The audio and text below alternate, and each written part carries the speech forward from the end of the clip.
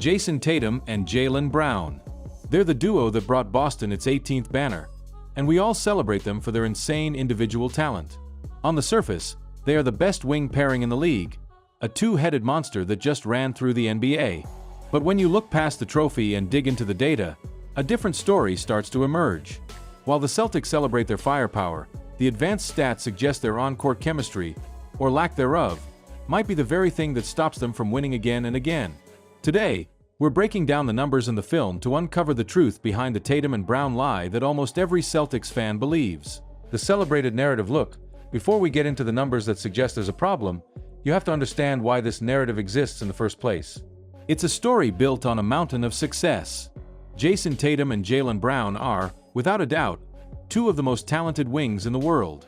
This past 2024 to 2025 season, Tatum was a statistical force, leading the team in scoring and rebounding while making huge strides as a passer, and Brown was right there with him, providing elite scoring and his own improved playmaking.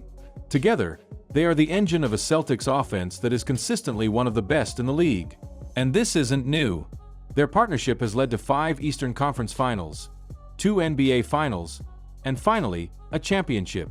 You've probably heard the stat that they played the most playoff games together for any duo before winning their first title. On paper, this is the blueprint for a dynasty. Two big, athletic wings who can score from anywhere and defend multiple positions. They survived years of media hot takes asking if they could even play together, and they answered that by lifting the Larry O'Brien Trophy. The story is simple, and it's powerful. Two homegrown all-stars reaching the top of the basketball world together. Any fan base would rally around that. But this is where the simple story ends, and the messy data begins. The common belief is that their individual greatness just adds up to an even bigger collective success. The numbers, however, tell a very different story. Section 2. Introducing the problem. The synergy question. So here's the real question. Does all that individual talent equal perfect synergy? For Tatum and Brown, the answer is complicated. The problem isn't about how good they are. It's about how they fit. The old critique, the one that always gets ignored when they're winning, is that their skills can be a bit redundant. Both guys are at their absolute best with the ball in their hands, running the show as high-usage, ISO-heavy scorers. That can lead to an offense that, while deadly, sometimes just becomes your turn, my turn. A style that the best playoff defenses can figure out. Sure, the Celtics have an elite offensive rating, but how much of that is truly because of the synergy between Tatum and Brown?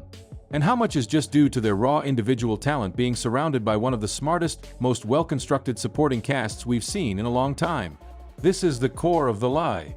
We see the crazy box score numbers and the wins, and we just assume it's a perfect fit. But the on-off numbers start to paint a different picture, one where the whole isn't always greater than the sum of its parts. In fact, sometimes the parts actually work better when they're separated. What the numbers say, this is where the comfortable narrative starts to crack. The most telling stats are hidden in how the Celtics perform when one star plays without the other. For years, the numbers have shown that lineups with just one of them on the floor have been shockingly good. In a fascinating trend from recent seasons, Boston's offense has often scored more efficiently when one of the Jays sits. This isn't a knock on either player, but it's a huge testament to the team's depth and, more importantly, a sign that a lineup led by just one of them can be absolutely explosive. For example, we've seen stretches where lineups with Brown on the court and Tatum off have posted stratospheric offensive ratings, numbers that would be the best in the league by a mile. These lineups don't just survive, they dominate. This really challenges the whole inseparable duo theory. If the offense is still elite when one of them sits, it suggests their on-court pairing doesn't create the massive boost we think it does. The team is just so loaded with talent like Derek White, Drew Holiday, and Kristaps Porzingis that a single star is more than enough to run an elite offense. The data from previous years tells a similar story. There have been playoff runs where the Celtics won Tatum's solo minutes by a huge margin, while getting outscored during Brown's solo minutes, showing a wild swing depending on who was running the show. While Brown has gotten much better as a playmaker since then, the history suggests that having them share the floor isn't always the cheat code you'd expect. Then there's the style of play.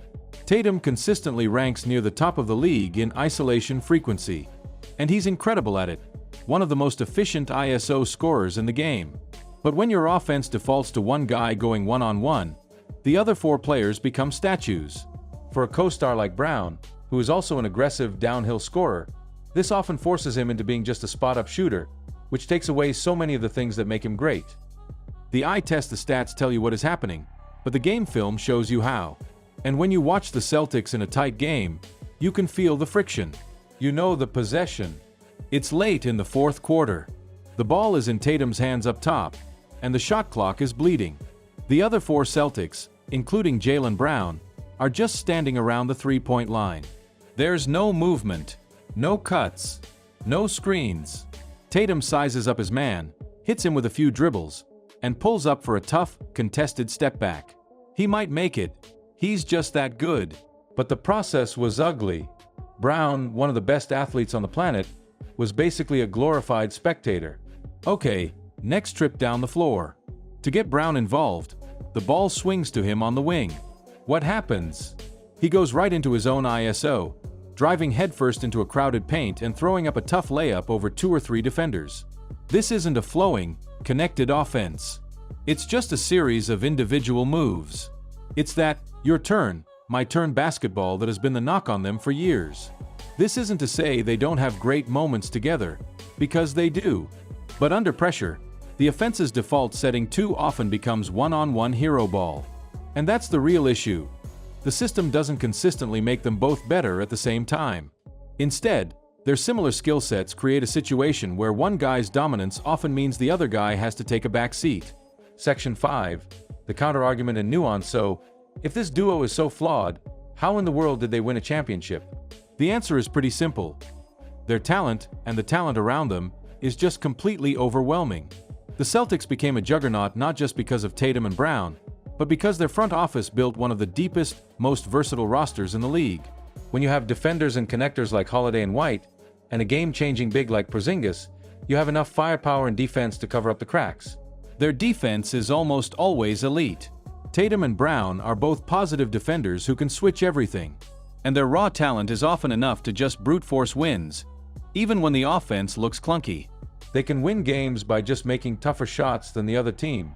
But brute force isn't synergy. It's not the beautiful, free-flowing offense that defined dynasties like the 2014 Spurs, where the whole was so much greater than the sum of its parts.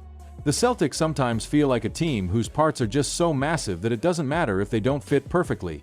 But against the right team in a 7-game series where every possession counts, that lack of offensive synergy could be their Achilles heel.